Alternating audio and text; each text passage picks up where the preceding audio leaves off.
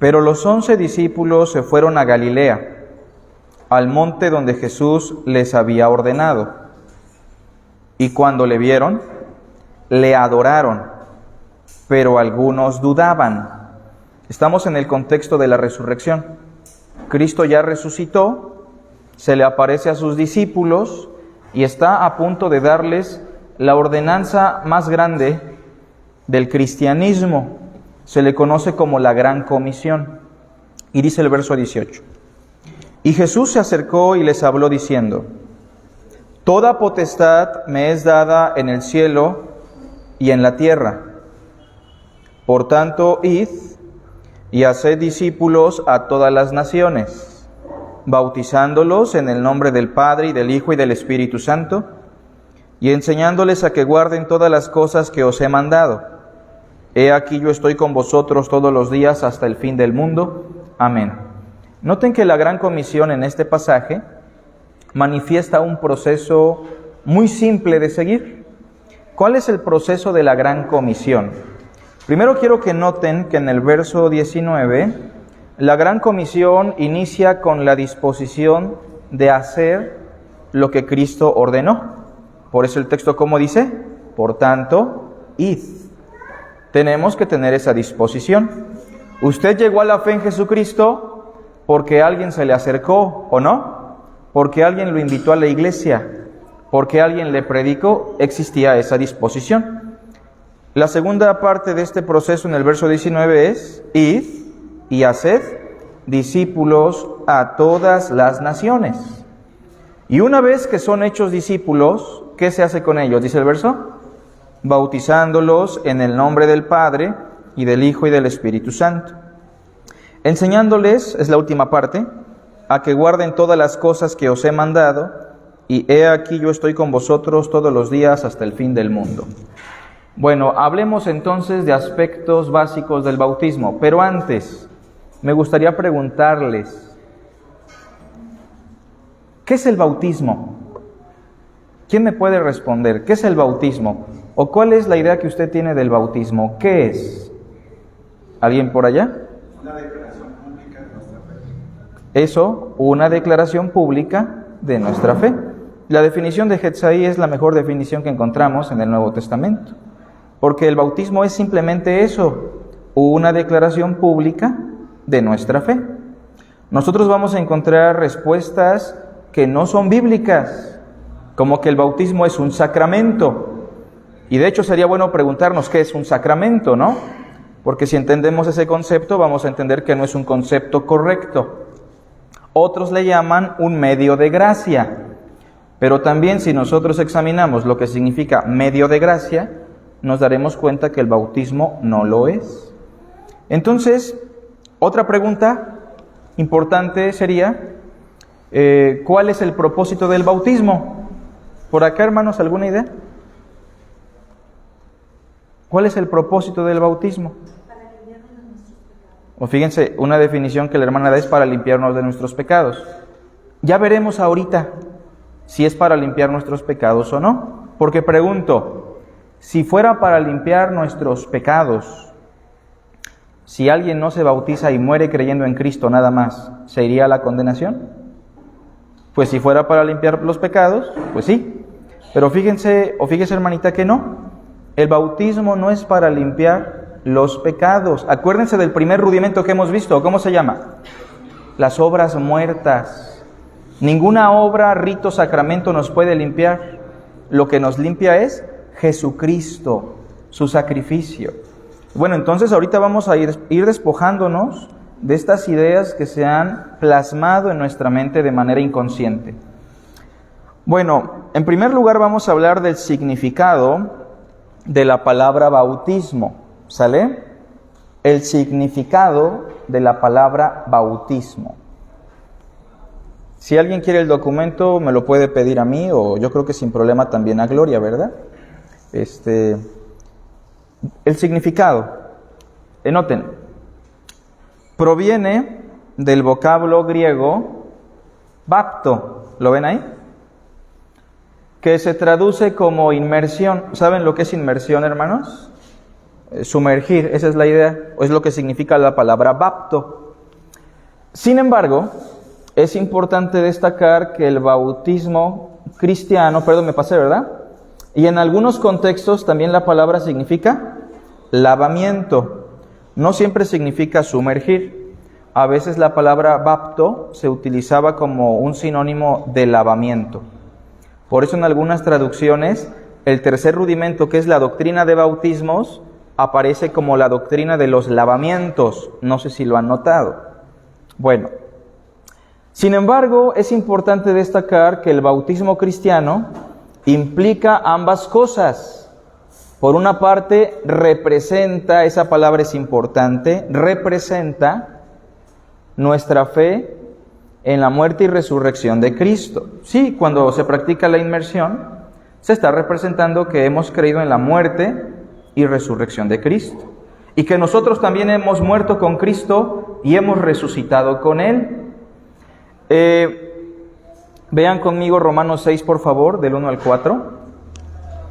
Creo que es un pasaje que, aunque no habla directamente de la ordenanza, sí conjuga el significado de bautismo con la analogía de la muerte y resurrección de Cristo. ¿Lo tenemos todos? Dice así, fíjense. ¿Qué pues diremos? ¿Perseveraremos en el pecado para que la gracia abunde? En ninguna manera, porque los que hemos muerto al pecado, hermanos, ¿cómo viviremos aún en él? ¿O no sabéis que todos los que hemos sido bautizados en Cristo Jesús, hemos sido bautizados en qué? En su muerte. Noten cómo la muerte está representada con este concepto de bautismo. Dice el versículo 4, porque somos ¿qué? Sepultados juntamente con Él para muerte por el bautismo, a fin de que como Cristo resucitó de los muertos por la gloria del Padre, así también nosotros andemos en vida nueva. Como dice Hetza, cuando alguien se bautiza no solamente está publicando su fe, también está profesando que de ahí en adelante llevará una vida nueva. Y por eso la inmersión es la mejor forma de presentar esta analogía de la muerte y resurrección. Pero, como decíamos en el texto que teníamos escrito, no solo representa la muerte y resurrección de Cristo. Por otra parte, representa el lavamiento, y aquí es importante lo que decía la hermana Cres. Fíjese, hermana Cres, el bautismo no nos lava de pecados, pero sí representa, es diferente, ¿no? Representa el lavamiento que Cristo ha hecho de nuestros pecados. Entonces, pregunto, ¿nos lava de pecado? ¿El bautismo nos lava los pecados, hermanos? No, pero sí representa que Cristo ya nos lavó, ¿se entiende? Es diferente. Bueno, eso con respecto al significado de la palabra bautismo. Por eso hay algunos hermanos que cuando examinan el significado de la palabra bapto en griego y se dan cuenta que en algunos contextos se usa como lavamiento, llegan a la conclusión de que no importa si se les echa agua en la cabecita o se les salpica. Me refiero sobre todo a las iglesias reformadas o a la iglesia presbiteriana. Sin embargo, la cuestión de la inmersión es importante porque es una analogía que representa de mejor forma la obra de Cristo Jesús. Bueno, eso con respecto al significado. No sé si aquí tengan alguna pregunta. ¿Sí queda claro lo que significa bautismo, la palabra? Ok. Punto número 2. Su naturaleza. O sea, me refiero a ¿qué es el bautismo? Ahí de hecho está la pregunta, ¿no? ¿Qué es el bautismo? Noten, es un signo o una representación. No se les olvide eso, hermanos. Un signo o una representación de nuestra fe en Cristo, nada más. Sin embargo, en la historia del cristianismo han surgido diversas deformaciones que han guiado al pueblo de Dios a la confusión. Por una parte, algunos piensan que es un sacramento. Ahora, yo quisiera preguntarles, ¿qué es un sacramento? ¿Alguien sabe? Sacramento. ¿Perdón? Algo que te hace más santo. Ok. Fíjense, sí, Israel. La visión reformada es algo apartado y consagrado. Ok, fíjense, la iglesia reformada ha hecho que la palabra sacramento tenga un significado distinto, pero el significado etimológico de sacramento es sacro, santo, esa es la idea, mentum, o sea, algo que me hace santo, algo que me asemeja más a Cristo, algo que desde un punto de vista funge como un medio de gracia. Por eso, aunque en la práctica las iglesias reformadas no lo crean así, como la Iglesia Católica, el término no es el más adecuado, ¿se entiende? No es un sacramento. Porque pregunto yo, ¿el hermano que entra al agua y sale y se bautiza, salió más santo que antes? ¿O creció en algo? No precisamente. Y por eso no es correcto llamarle sacramento. No es correcto. ¿Sale, vale? A veces yo creo que por amor a la historia de las iglesias reformadas, algunas iglesias tienen esa tendencia, ¿no?, a llamarle sacramento. Pero no es correcto, hermanos. Sobre todo por nuestro contexto latino, ¿no?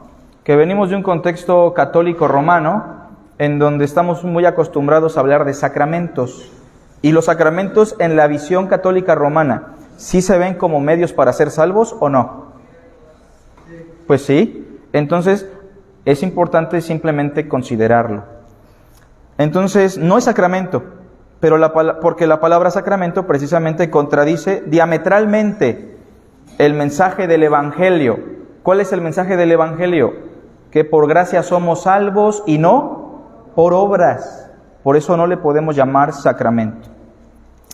Otros hermanos conciben el bautismo como un medio de gracia. Repito, medio de gracia. Hay hermanos que usamos muy a la ligera los conceptos. Pero ¿qué es un medio de gracia? Es muy sencillo. Un medio por el cual Dios puede manifestar su gracia. No es tan sencillo como parece, ¿eh? Porque los únicos dos medios de gracia, y no sé si lo tenemos escrito, creo que sí, son dos: la palabra de Dios y el Espíritu Santo.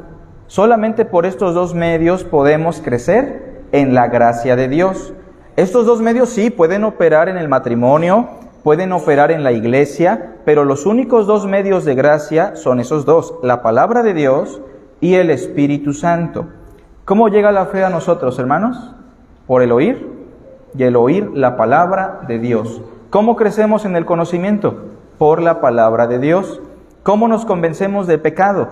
Por el Espíritu Santo y la palabra de Dios. Son los únicos medios por los cuales podemos crecer en gracia.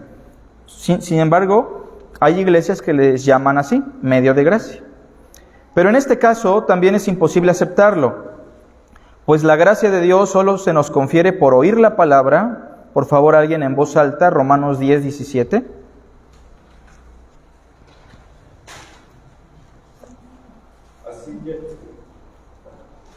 Así que la fe viene por oír, es decir, por oír la buena noticia acerca de Cristo. Noten, la fe viene por el oír, y por el oír la buena noticia de Cristo. En algunos lugares, por ejemplo, regresando al catolicismo romano, su doctrina sí enseña que si el bebito o la persona se bautiza aunque no entienda la palabra, esa persona ha recibido gracia de Dios ya, y es un granito de arena más para que alcance la salvación. No es posible, no se puede, porque el bautismo no es un medio de gracia, y ni te puede proveer gracia de Dios en ningún sentido. Pero también el Espíritu Santo es el otro medio. Vean conmigo segunda carta a Tesalonicenses.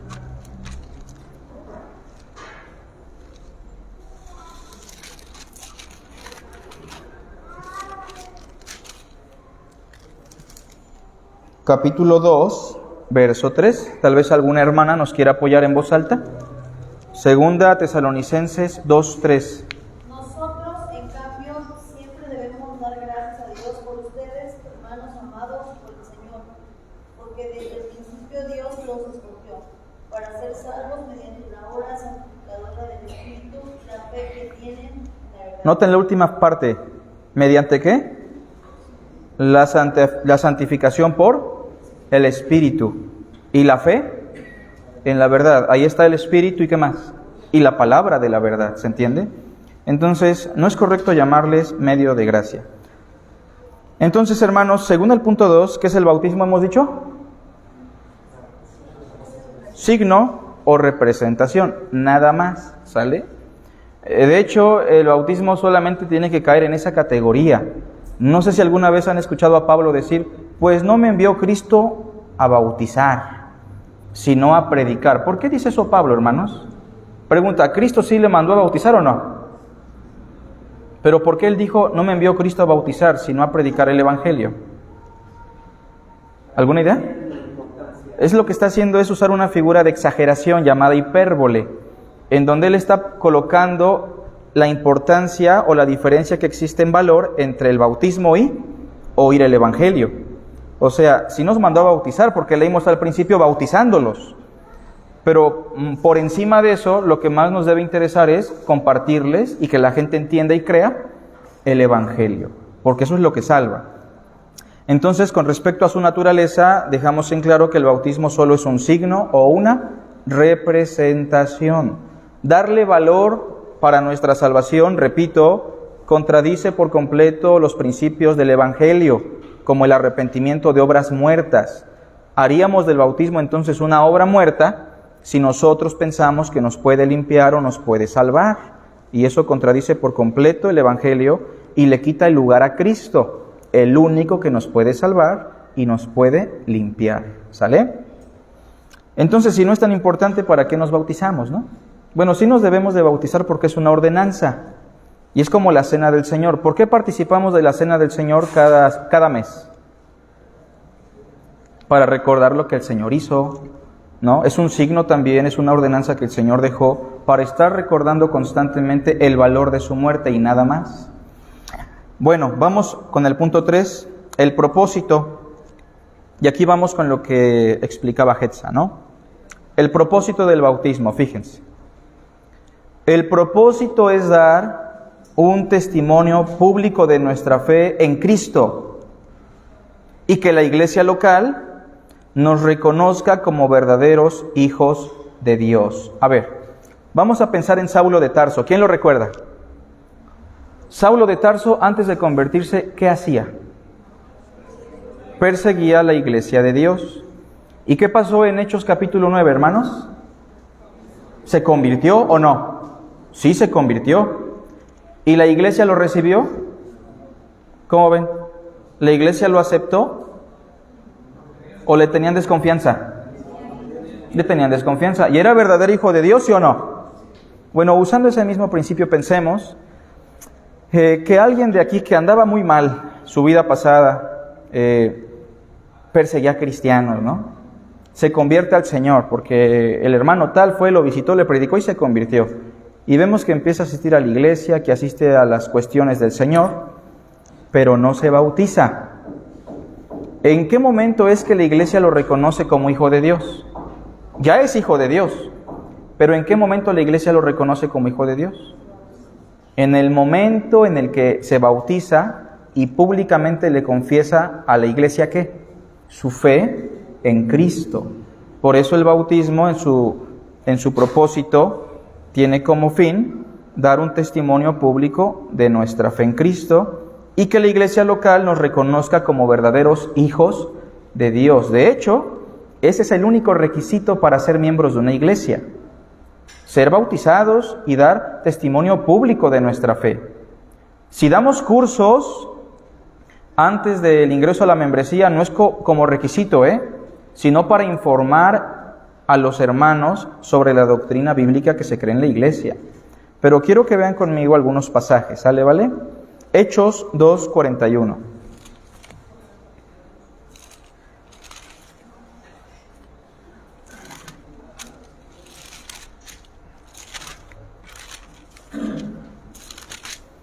Si alguien le da lectura en voz alta, por favor. 2. Así que los que recibieron su palabra fueron bautizados y se añadieron aquel día como 3,000 personas. Fíjense, así que los que recibieron su palabra, o sea, creyeron en el Evangelio, ¿sí o no? ¿Qué dice que pasó? Fueron bautizados. ¿Y qué pasó después? y se añadieron aquel día como 3,000 personas. Claro, el contexto es otro, porque hoy día cualquiera diría, yo creo que Jesús es el Señor. En aquellos días esa confesión de fe pública en Jerusalén, ¿qué implicaba? Pues que tu familia te iba a cortar todos los lazos, ¿no? Para empezar, y que ibas a formar parte de los perseguidos también. Pero ese era el único requisito para ingresar a la congregación de los santos. Y de 120 hermanos, la congregación se transformó en una congregación de miles. Pero noten eso, ¿no? Que ellos son reconocidos por la iglesia y son recibidos por la iglesia por su profesión en el bautismo. Vean otro pasaje conmigo. Hechos 8:36.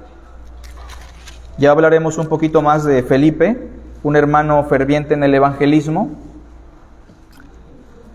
Les voy a platicar un poquito de la historia de Felipe. Felipe era uno de los diáconos de la iglesia de Jerusalén, no sé si lo recuerdan.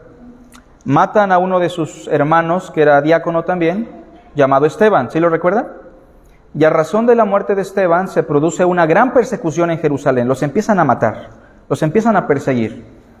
Y entonces Felipe sale de Jerusalén, no sabemos si en caballo o en camello, pero salió, y llegó a Samaria. Y cuando llegó a la ciudad de Samaria, le empezó a predicar a los samaritanos sobre el evangelio. Y adivinen qué, aparte de predicarles, hacía muchos milagros, señales. Dios lo estaba usando grandemente. Y Felipe bautizó a toda la ciudad, grandes y pequeños, incluido un hombre que practicaba la brujería. ¿Se acuerdan cómo se llamaba? Simón. Cuando la iglesia escuchó que esto se hizo en Samaria, la iglesia como que se sacó de onda un poquito y dijeron, bueno, pues vamos a confirmar este avivamiento, y enviaron a Pedro y a Juan, los cuales cuando llegaron tuvieron que orar por estos hermanos, entre comillas, porque dice que no tenían el Espíritu Santo. Y ustedes saben que la Biblia dice que si alguno no tiene el Espíritu de Cristo, no es de él. Es decir, Felipe bautizó a toda una ciudad en donde la gran cantidad de personas bautizadas no eran hijos de Dios. Evidencia de ello es el mismo mago que se bautizó, y el mismo Pedro le dice, yo veo que estás en hiel de amargura y de oscuridad. Voy a básicamente, le dice Simón, te pido que ruegues por mí a Dios, para que Dios no me castigue. Entonces Felipe como que entiende un poquito que lo que se hizo ahí fue prematuro, no se hizo tal vez con mucha conciencia, y Dios le da otra oportunidad a Felipe. Y en el capítulo 8, versículo 26 en adelante, lo vamos a leer más al ratito todo, se encontró con un hombre que venía de Jerusalén porque era un practicante de la religión judía, un eunuco, ¿se acuerdan? ¿De dónde? De Etiopía. Y entonces él venía leyendo al profeta Isaías, una porción de Isaías 53, que era el evangelio en su máxima expresión. Él le dice a Felipe, ¿de quién dice esto la escritura? ¿Del profeta o de alguien más? Y Felipe, abriendo su boca, vean el versículo 35, y comenzando desde esta escritura, le anunció el evangelio de Jesús. Ahora noten, ¿le insistió sobre el bautismo? Ya no. Tal vez tenía un poquito de temor, no lo sabemos, ¿no? Pues ya lo hice mal la otra vez, mejor ya solo les predico el evangelio. Y yendo por el camino, llegaron a cierta agua. Y dijo el eunuco, noten, ¿de quién es la disposición? Del eunuco. Dice, aquí hay agua, ¿qué impide que yo sea bautizado? Imagínense a Felipe, no, otra vez, a ver si no la riego, ¿no? Y entonces Felipe es más exacto y le dice, mira, si crees de todo corazón, ¿qué dice? Bien puedes. Ahora noten lo que dijo el eunuco, y respondiendo dijo, creo que Jesucristo es el Hijo de Dios. ¿Notan eso? ¿Eso le da tranquilidad a Felipe o no? Pues sí, porque si le hubiese dicho, yo creo que Jesús es un revolucionario social, es un iluminado, es un gran hombre, entonces no lo hubiese bautizado. Noten entonces cómo ahí está la confesión de fe. Y también si ven conmigo Hechos 22:16,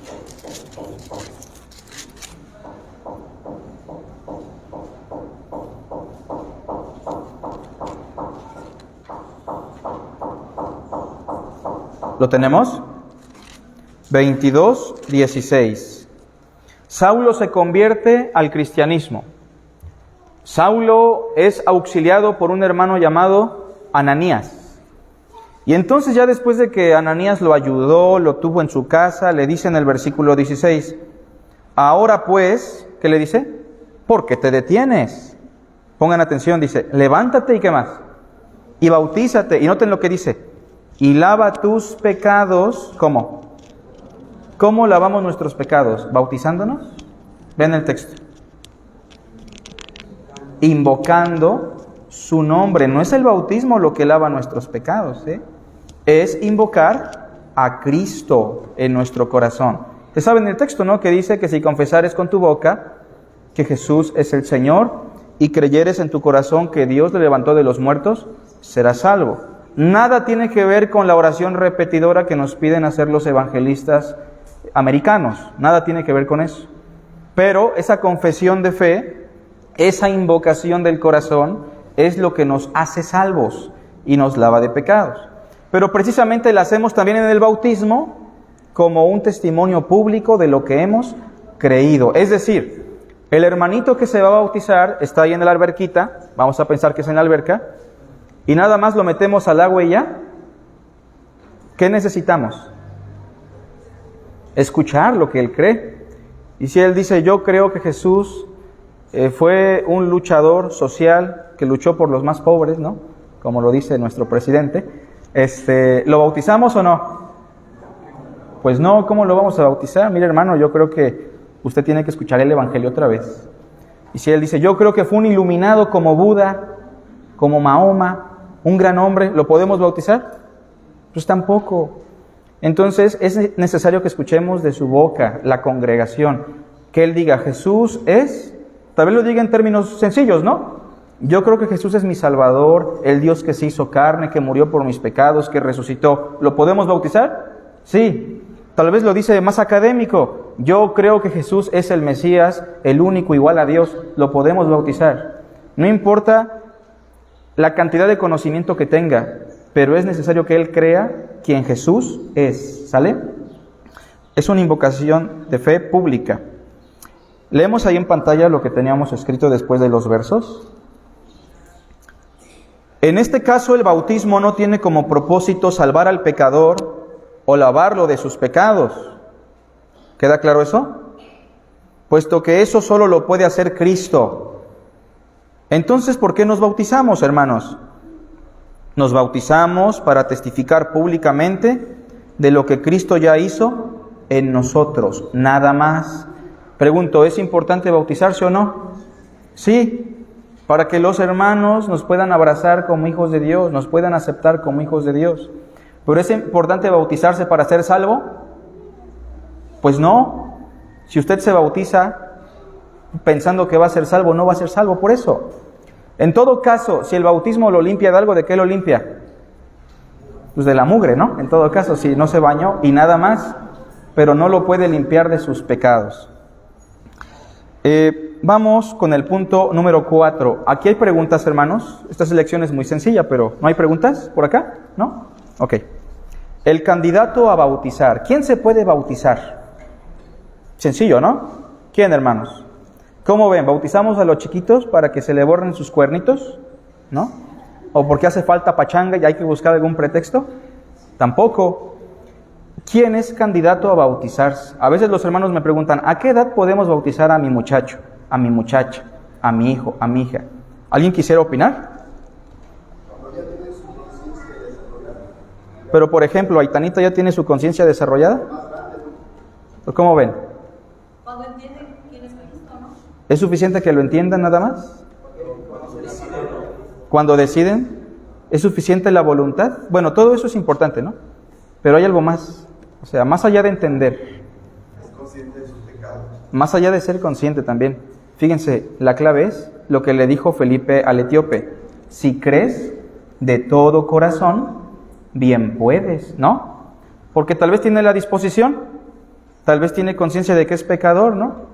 Pero si no ha creído en el Señor de manera auténtica, pues entonces hay que apoyarle, ¿no? La edad no es un factor propiamente. Claro que no vamos a bautizar a ningún niño si sus papás no quieren, ¿no? a pesar de que el niño sea un verdadero creyente o el jovencito, porque respetamos la autoridad de sus papis. Pero la edad no es un factor propiamente, sino una fe auténtica. Claro que sí es recomendable esperarse un poquito con los chiquitos, ¿no? Con los jóvenes, porque a veces impulsados por una emoción o porque ven que los demás se bautizan, se quieren bautizar, pero el candidato a bautizar es muy sencillo, fíjense. El candidato a bautizar tiene que ser inflexiblemente ¿un qué? Un creyente consciente. Pero fíjense, creyente, hay que subrayar eso, creyente. No solo que entienda, sino que crea. Un creyente consciente de Jesucristo y de su evangelio. De otra manera no puede participar de algo que no cree ni entiende. Cuando usted bautizó a su pequeñito, bueno, a mí sí me bautizaron de chiquito, tengo la foto, luego se las voy a enseñar. De hecho, en la foto se ve cómo yo me estaba rehusando, aunque no lo crean, hermanos, pero bueno, ya me bautizaron. Tenía como 1 añito, yo creo.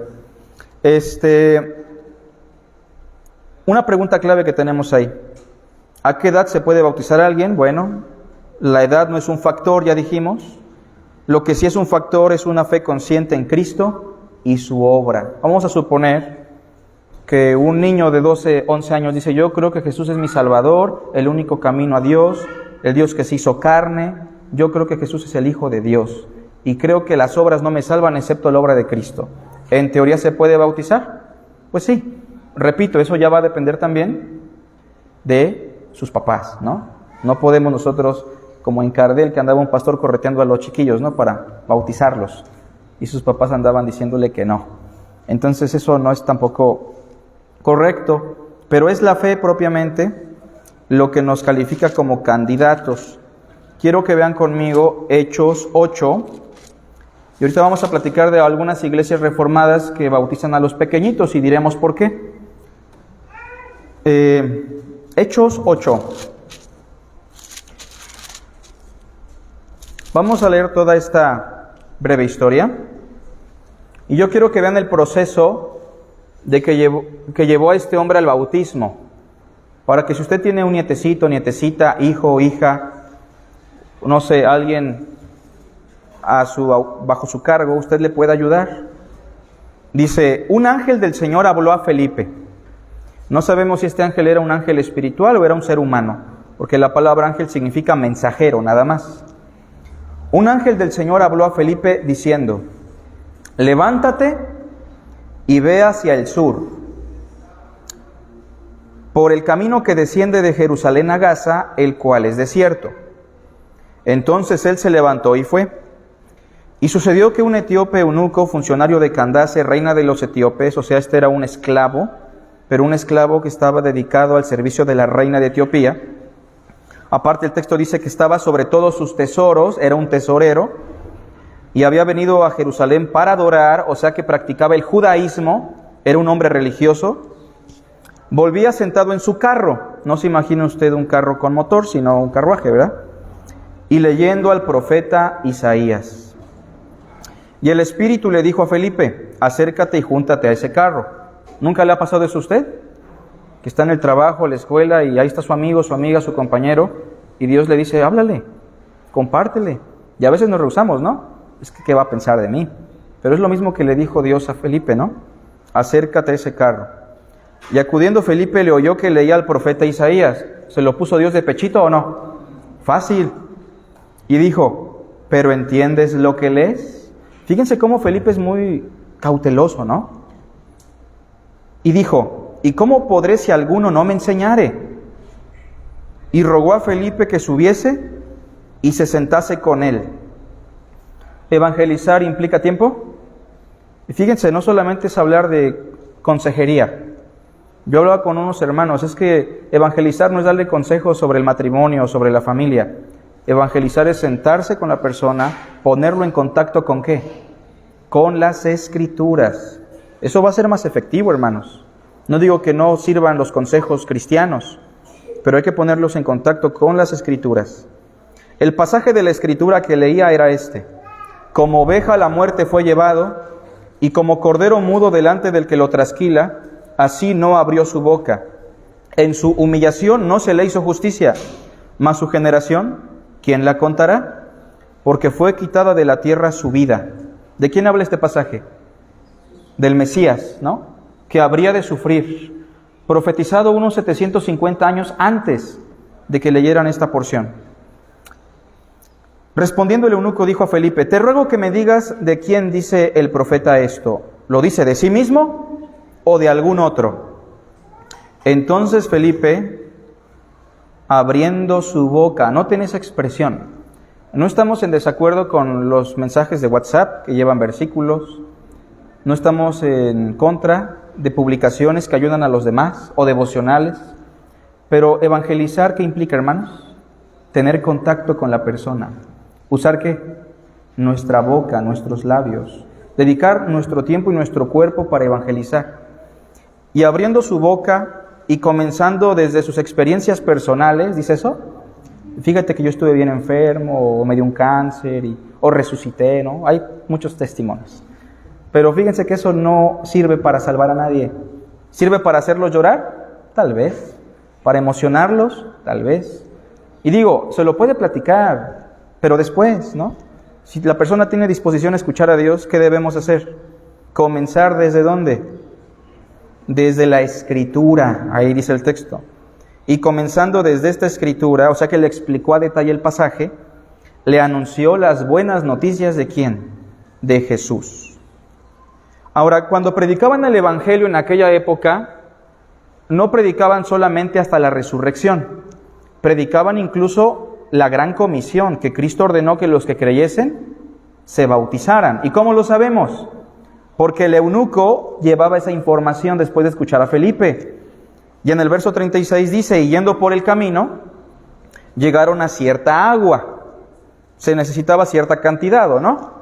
Si hubiese sido un jicarazo, pues yo creo que llevaban agua ahí.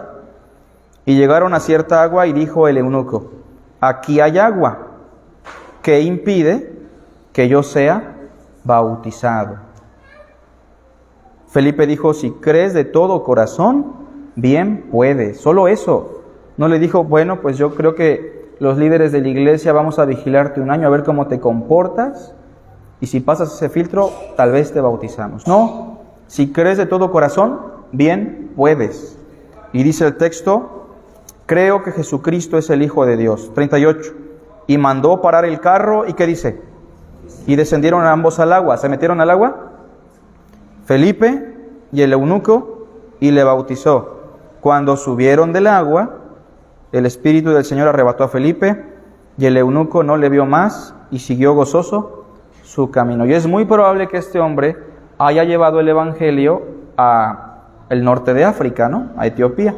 Que de hecho es muy probable que fuera un descendiente de Salomón, porque Salomón dejó una descendencia muy grande en esa región, ¿no? Por eso en Etiopía hay una comunidad judía muy fuerte. Y usted dice: pero están negritos, ¿cómo son judíos? Bueno, porque Salomón fue ojo alegre, ¿no? Ya lo sabemos. Seguimos. ¿Hasta aquí no hay preguntas, hermanos? ¿No? Ok.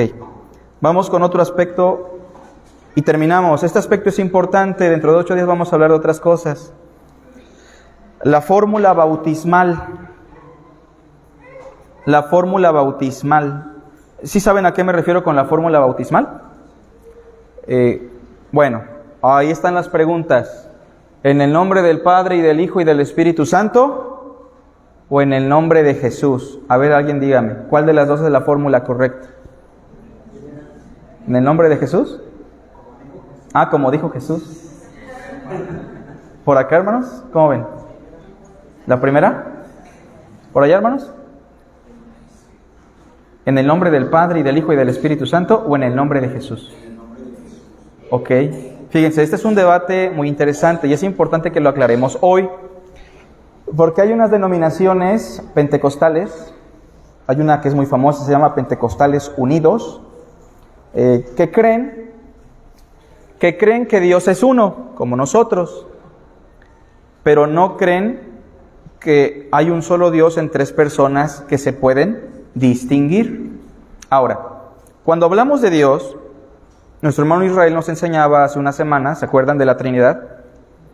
Explicábamos que la Biblia dice: escucha Israel, el Señor nuestro Dios, el Señor, uno es. ¿Cuántos dioses hay? Uno.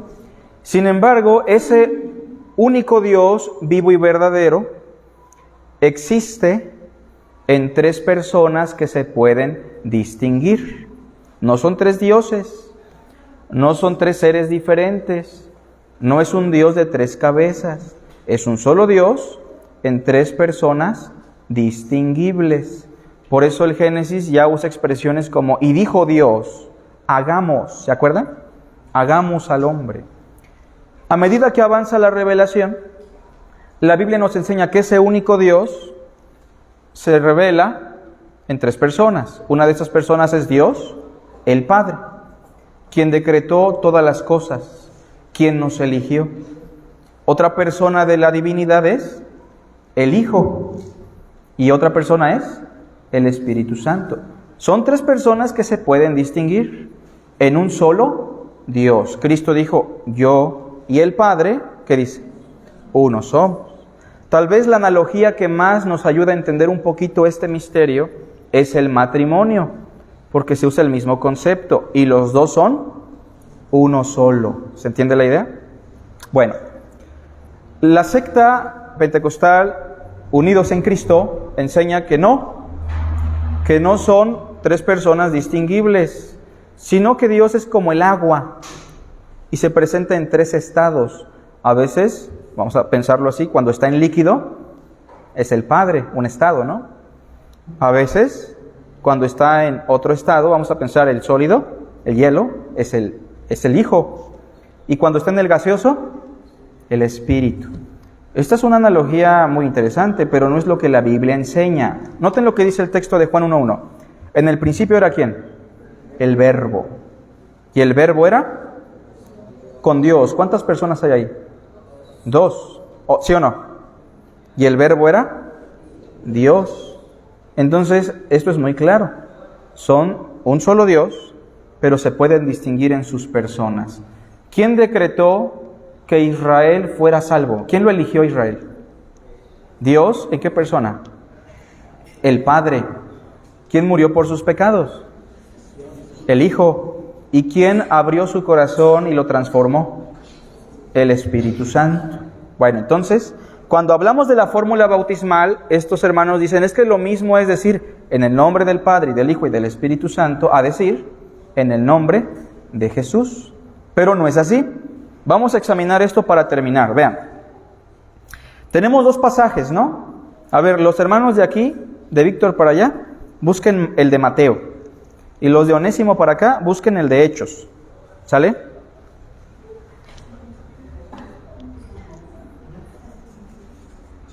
Allá atrás tenemos la clase de jóvenes, por si algún joven quiere pasar. Allá están los jovencitos.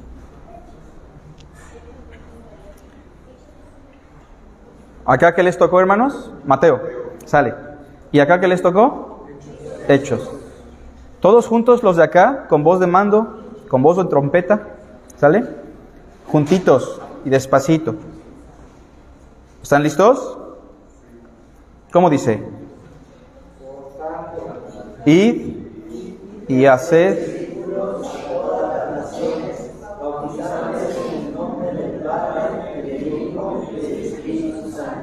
¿Cuántos nombres hay ahí? A ver, vean bien. Bautizándolos en el nombre. Tres personas bajo un mismo nombre, lo que habíamos dicho, ¿no? Tres personas distinguibles en un mismo ser. Ahora, esa es la fórmula que Cristo dio, ¿sí o no? No lo pierdan, por favor, no lo pierdan. Ahora escuchemos a los de acá en voz alta, por favor. ¿Cómo dice?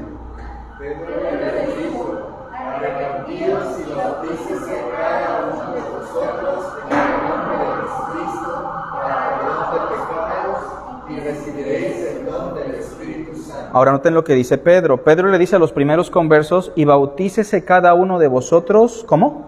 En el nombre de Jesús. Bueno, aquí hay preguntas clave, no pierdan el pasaje, vean lo que sigue en la pantalla. Ahí va, 1, 2, 3. Lo que sigue, unas preguntitas. ¿Sí se puede? ¿Sí? Ahí está. Gracias, hermanita. Aquí se deben distinguir dos cosas. Fíjense, primera pregunta. A ver quién le responde. Quien le responda bien, ya trajimos palomitas hoy, al final. ¿a quién se le ordenó bautizar en el nombre de la Trinidad? Y segunda pregunta, ¿y a quién se le ordenó bautizarse en el nombre de Jesús? No sé si se entienden las preguntas. A ver, primera pregunta, ¿a quién se le ordenó bautizar en el nombre de la Trinidad?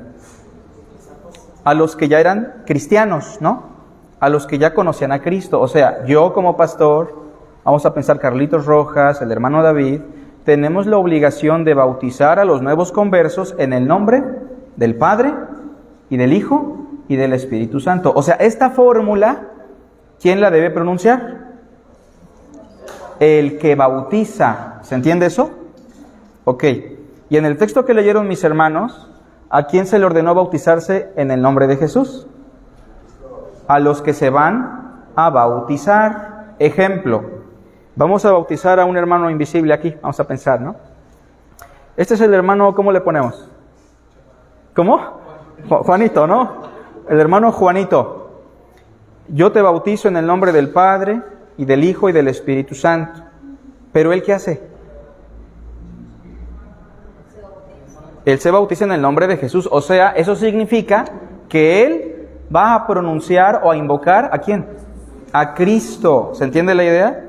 Bautizarse en el nombre de Jesús, en el contexto del libro de los Hechos, ahorita lo vamos a ver, significa confesar el nombre de Jesús. Y esa orden es para los que se van a bautizar. ¿Quieren ver los pasajes del contexto? A ver, otra vez vamos con Hechos 8, 37. Y díganme ustedes si el eunuco se bautizó en el nombre de Jesús.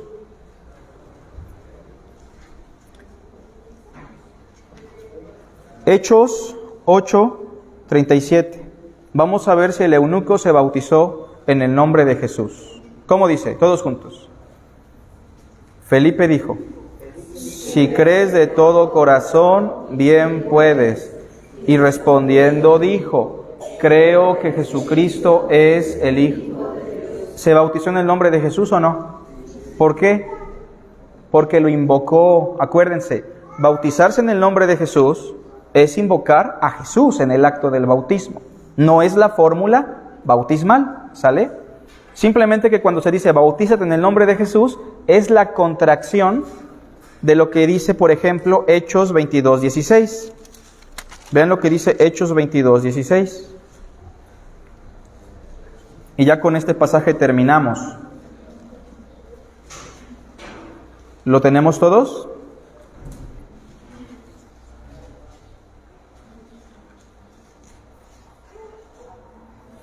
¿Lo tenemos? ¿Cómo dice? Ahora pues, ¿por qué te detienes? Levántate y bautízate y lava tus pecados invocando su nombre. Sencillo. ¿Qué significa en el contexto de Hechos bautizarse en el nombre de Jesús? Invocar el nombre de Jesús, ¿se entiende? Declarar públicamente su nombre. No tiene nada que ver con la fórmula bautismal, pero nosotros ¿cómo lo bautizamos? Una vez que invoca el nombre de Jesús, ¿qué decimos? Te bautizo en el nombre del Padre y del Hijo y del Espíritu Santo. Entonces no hay debate con el asunto, ¿se entiende? Porque no son dos fórmulas. Una es fórmula bautismal, la otra es la invocación del nombre de Jesús.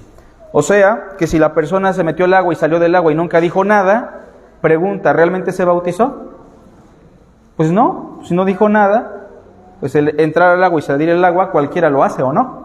Es la confesión de fe. Ahora, vamos a pensar que un hermanito presbiteriano le echaron agüita con una bandeja en la cabeza y confesó el nombre de Jesús. ¿Vale su bautizo o no? ¿Cómo ven?